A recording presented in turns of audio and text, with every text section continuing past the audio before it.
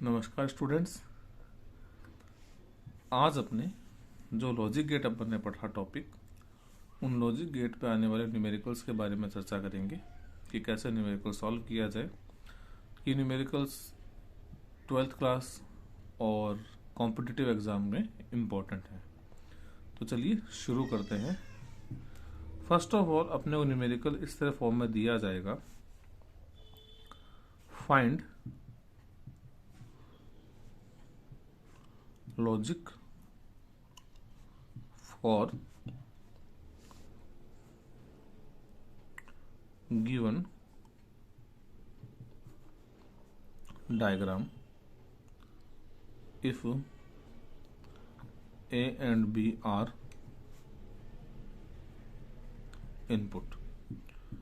यानी कि दिए गए चित्र में लॉजिक पहचानना है अपने को, जबकि A और B आपका इनपुट है। ओके, फर्स्ट ऑफ ऑल अपन ने चेक किया A, ये कुछ इस तरह से आपको दिया गया है।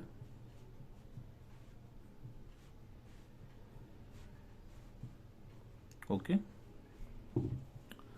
और B वो कुछ इस तरह आपको दिया जाएगा। B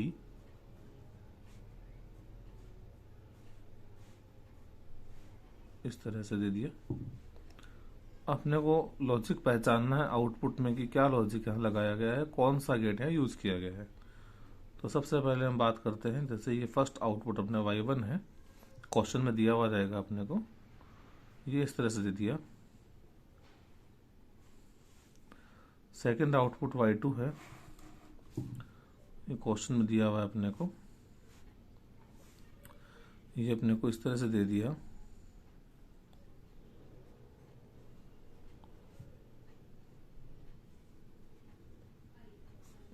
ओके, अपने को y1 y2 का लॉजिक पहचानना है, कौन से गेट का आउटपुट y1 है, कौन से गेट का आउटपुट y2 है। तो इसका करने का बहुत आसान तरीका है कि जो अपने को इनपुट वेव दे रखी है उसमें लोअर वैल्यू को आप 0 कंसिडर करें, हायर को 1, लोअर को 0, हायर को 1, लोअर को 0, हायर को 1, लोअर को 0।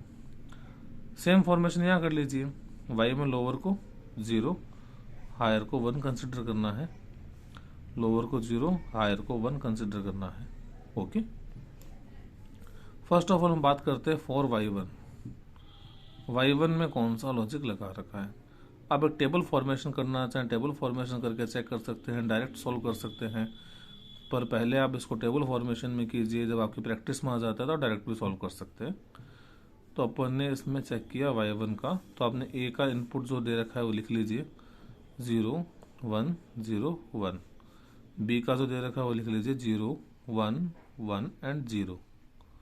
ओके, y का आउटपुट लिख लीजिए 0 0 पे कितना है 0, 1 1 पे कितना है 1, 0 1 पे भी कितना है 1, 1 0 पे भी कितना है 1। ओके, ये किसी भी फॉर्म में इनपुट दिया हुआ हो सकता है, हमको सिर्फ टेबल फॉर्म में चेक करना है और जो हायर वैल्यू जो 1, लोअर वैल्यू को 0 कंसिडर करना है।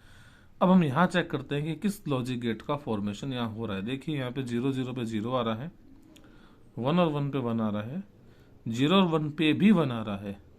तो यहाँ y1 जो होगा ये कौन सा गेट हो गया, और गेट का लॉजिक फॉलो कर रहा है, क्योंकि हमने और गेट में क्या पढ़ा था, एक भी इनपुट हायर होगा तो आउटपुट भी हायर होगा, यानी एक भी इनपुट 1 होगा तो आउटपुट भी 1 होगा। तो y1 यहाँ पे और गेट को बता रहा है। ओके, y1 में और गेट का लॉजिक है। हम बात करते हैं y2 के लिए, सेम टेबल फॉर्मेशन कर लेते हैं। आपने लिखा a और b, 0 1 0 1 0 1 1 0। आपने y2 चेक किया, 0 0 पे 0 आ रहा है, 1 1 पे 1 आ रहा है, 1 0 पे भी 0 है और 0 1 पे भी 0 है। एक भी इनपुट 0 होने पर आउटपुट 0 होना, ये किस गेट लॉजिक गेट में फॉर्मेशन हुआ था, एंड गेट में हुआ था। यानी कि जो y2 का लॉजिक है वो एंड गेट का लॉजिक यहाँ पे अप्लाई करा हुआ है। ये आपका न्यूमेरिकल सॉल्व हो गया। आसान न्यूमेरिकल है, ऐसे कुछ क्वेश्चन आप प्रैक्टिस भी कर सकते हैं जिससे आपको और अच्छा समझ में आ जाएगा। ओके, अब हम बात करते हैं नेक्स्ट क्वेश्चन पे। जो इस लेवल में नेक्स्ट क्वेश्चन अपने आ सकता है, अदर तरह का कोई क्वेश्चन ले तो बहुत आसान सा तरीका है। देखिए आप क्वेश्चन को समझिए। देखिए क्वेश्चन, इसमें लिखा हुआ है कि y का मान 1 होने के लिए a और b के मान क्या होने चाहिए। ओके, तो अपने दिख रहा है ये और गेट है, ये एंड गेट है। और गेट में एक भी इनपुट यदि हाई होगा यानी 1 होगा तो आउटपुट में भी 1 आएगा, और एंड में एक भी इनपुट 0 होगा तो आउटपुट में 0 आना आएगा। ओके, तो हम इसको बहुत सिंपल सा लॉजिक लगाते हैं। मुझे y की वैल्यू 1 चाहिए, यानी y की वैल्यू जो है वो मेरे पास में आनी चाहिए 1। इसके लिए मेरे पास a की वैल्यू और b की वैल्यू कितनी होनी चाहिए, तो इसको चेक करने के लिए मैं एक मान लेता हूं, ये यहाँ पे एक y डैश आउटपुट और मान लेता हूं। ओके, तो जो y डैश की वैल्यू 1 होगी तभी मुझे यहाँ पे y1 मिल सकता है, क्योंकि ये एंड गेट है और एंड गेट कहता है कि एक भी इनपुट हाई होने पर फिर एक भी इनपुट लो होने पर आउटपुट लो आएगा, मतलब 0 ही आएगा। इन दोनों इनपुट 1 होंगे तो ही यहाँ पे मेरे y की वैल्यू 1 आ सकती है। ओके, तो y डैश की वैल्यू 1 होने की कंडीशंस क्या क्या है। देखिए, a को 1 दे दिया जाए, ओके, b को 1 दे दिया जाए, यानी b भी 1 है और a भी 1 है, तो y की वैल्यू 1 आ सकती है। 1 1 पे यहाँ 1 आ जाएगा और यहाँ ये 1 इधर आ ही रहा है, 1 1 वापस से कितना हो जाएगा, 1 हो जाएगा। सेकंड कंडीशन, a को 0 दे दूं, b को 1 दे दूं, a को 0 कर दूं, b को 1 कर दूं, तो भी यहाँ 1 मिलेगा, और 1 और 1 वापस से कितना फॉर्मेशन हो जाएगा, 1। ये भी 1 और ये भी 1, यानी कि अपने पास में 2 फॉर्मेशन हुए। a की वैल्यूज हो सकती है 0 एंड 1, b की वैल्यू हो सकती है 1 एंड 1। ओके, ये आपका आंसर है। बाय द वे, आप यहाँ पे b की वैल्यू को 0 कर देते हैं तो यहाँ तो मुझे 1 मिल जाएगा, 1 और 0 1 होता है, लेकिन यहाँ ये 0 जा रहा है, यहाँ 1 आ रहा है, तो 1 और 0 वापस 0 हो जाता। इसलिए सिर्फ यही 2 कंडीशन है जो y की वैल्यू 1 दिला सकती है। ओके, अब हमारा नेक्स्ट टॉपिक है गेट से गेट बनाना। मतलब हमें क्वेश्चन दिया जाएगा नैंड गेट से एंड और नॉट गेट बनाना, या फिर नोर गेट से एंड और नॉट गेट बनाना। तो पहले हम करते हैं नैंड गेट से गेटों का फॉर्मेशन। ओके, तो फर्स्ट ऑफ ऑल अपने को इन गेट का फॉर्मेशन करते समय एक चीज मालूम होनी चाहिए कि हर गेट की वर्किंग प्रोसेस क्या थी। जैसे नॉट गेट में एक ही इनपुट होना चाहिए और एक ही आउटपुट होना चाहिए। और गेट और एंड गेट में 2 इनपुट हो सकते हैं पर आउटपुट एक ही होगा। ओके, और इनकी फॉर्मेशन में आउटपुट आना क्या चाहिए। जैसे एंड गेट का आउटपुट होता है कि यदि एक भी इनपुट 0 है तो आउटपुट 0 ही आना चाहिए। और गेट कहता है कि एक भी इनपुट 1 है तो आउटपुट 1 आना चाहिए। नॉट गेट कहता है कि इनपुट 0 है तो आउटपुट 1 होगा, इनपुट 1 है तो आउटपुट 0 होगा। ओके, तो चलिए स्टार्ट करते हैं। सबसे पहले हम नॉट गेट बनाते हैं। देखिए, ये गेट है,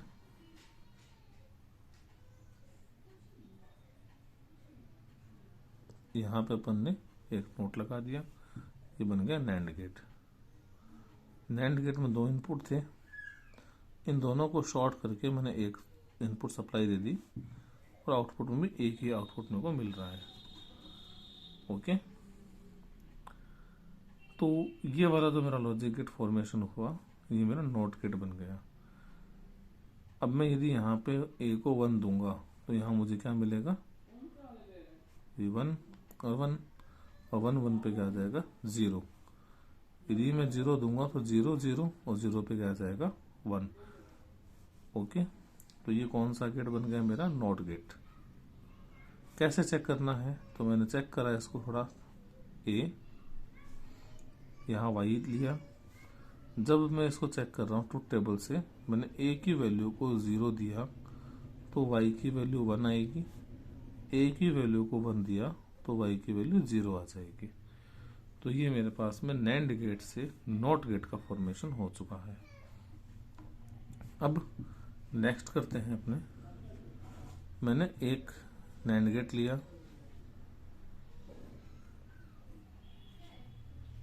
नैंड से नोट बना लिया मैंने।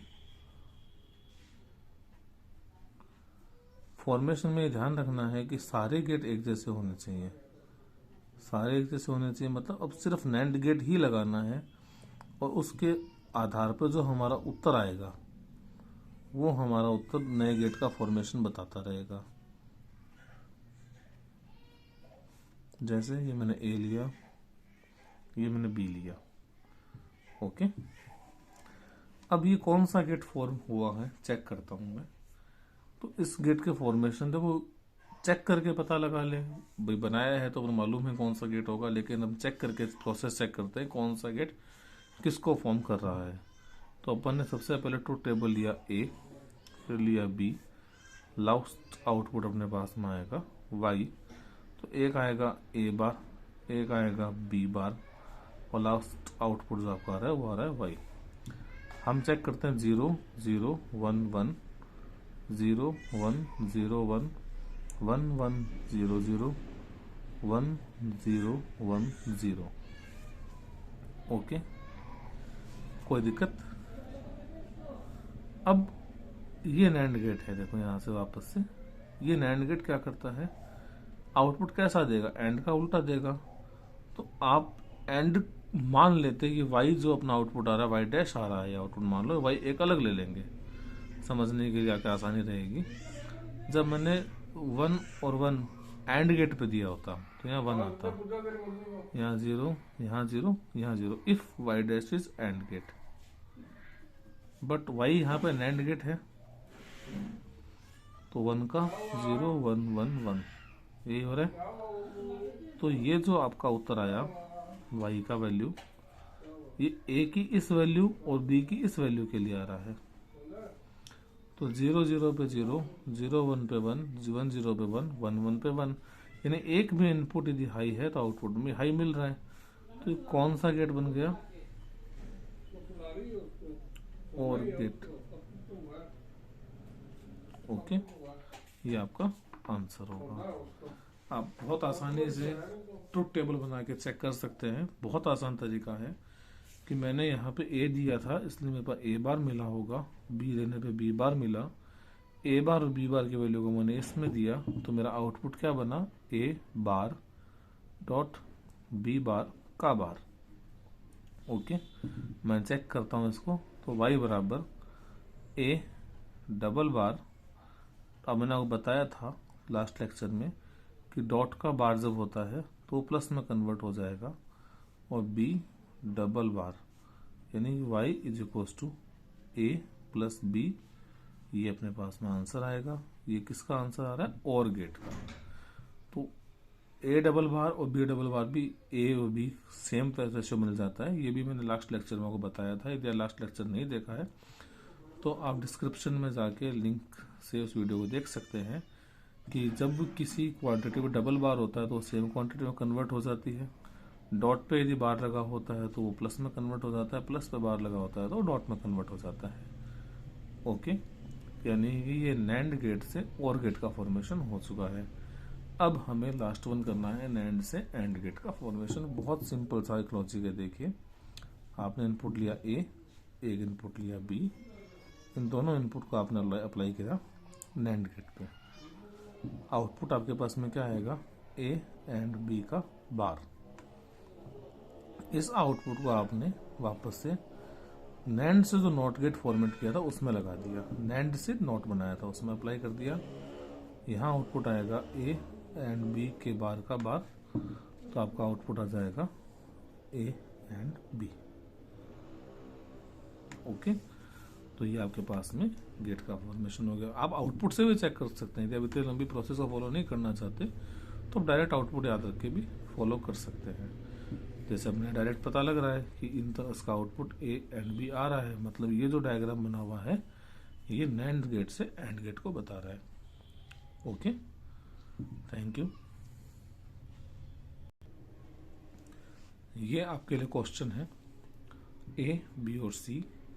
ये मैंने सभी गेट में नॉर गेट का यूज़ किया है।